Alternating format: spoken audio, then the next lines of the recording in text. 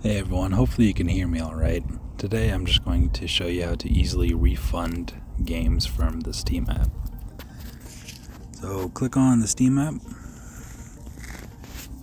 and then on the bottom right, click on these three lines to take you to the menu. Then after that, you're going to want to scroll down until you see the support section right here. Click on that. And then you can either search for the games that you want to refund, or it shows you the recent products that you've played recently. And we'll just do Battlefield 2042 as an example.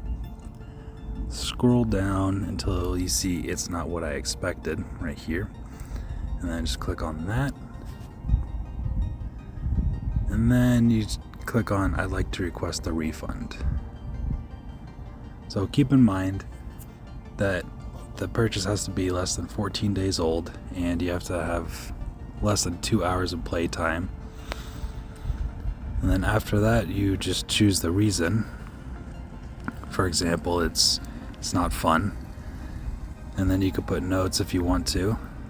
And then after that, just click on submit request right here. And within, I think it's 24 to 48 hours, they will either email you the reason why or why not you can't get a refund. And that's it. Thanks for watching.